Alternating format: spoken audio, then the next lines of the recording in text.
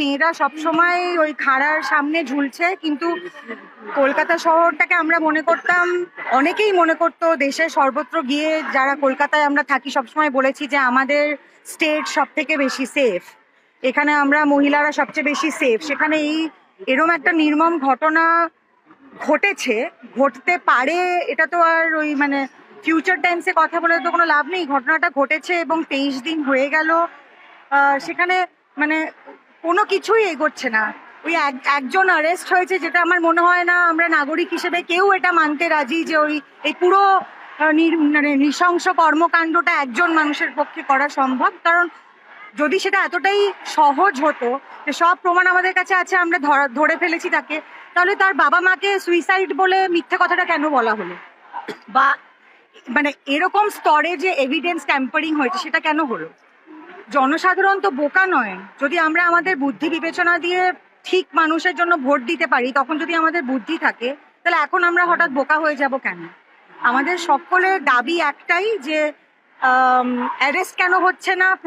প্রশ্ন অনেক, যে অ্যারেস্ট কেন হচ্ছে না, আমরা কেন এত অন্ধকারের মধ্যে আছি, আমরা তো কোনো কিছু জানতে পারছি না যে সিবিআই এর তদন্ত কতটা এগিয়েছে। এবং দাবি একটাই যে আমাদের মানে ঠিক লোক যারা মানে ঠিক যে আমাদের পারপেট্রেটর, তারা সামনে আসুক এবং তাদের বিচার হোক। মানে সরকারের একটা দায়বদ্ধতা আছে, মেয়েটির বাবা মার প্রতি তো সরকারের একটা দায়বদ্ধতা আছে। আর আমরা সরকারকে ওই ক্ষমতায় রেখেছি কারণ আমরা মনে করি যে সরকার আমাদের অভিভাবক। তো যদি আমরা পুলিশের কাছে গিয়েও সুরাহা না পাই, আমরা যদি সরকারের কাছ থেকেও কোনো সাহায্য না পাই, তাহলে আমরা যাবোটা কোথায়? আর আমাদের রাজ্যের যিনি মাথা, মাননীয় মুখ্যমন্ত্রী, উনি তো নিজে একজন মহিলা।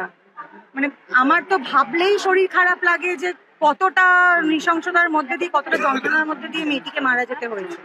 এটা তো একটা মেয়ে হয়ে ভেবেই শরীর খারাপ লাগে। সেখানে আমি চাইবো যে আমাদের মাননীয় মুখ্যমন্ত্রী সত্যি কিছু একটা বিহিত করে আমাদের দেখাক, যাতে ওনার প্রতি আমাদের ভরসাটা থাকে।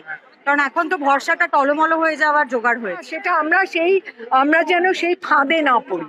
রাজনৈতিক দলরা নিজেদের মধ্যে খেই করছে, সেটা আমি শুধু বলতে পারি ছি, একেবারে ভেতর থেকে আমি ধিক্কার জানাচ্ছি সেটাকে।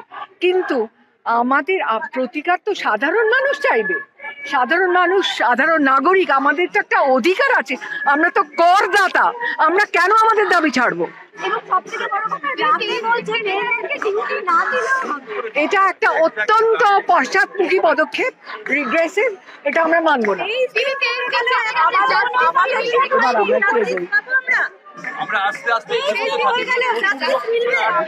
আমরা জানি না, আশা করছি মিলবে। আশা ছাড়া আমরা কি করতে পারি?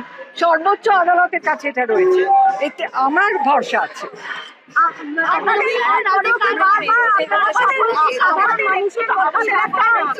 যদি দরকার হয় পথে নামবো। চলো, এবার চলো।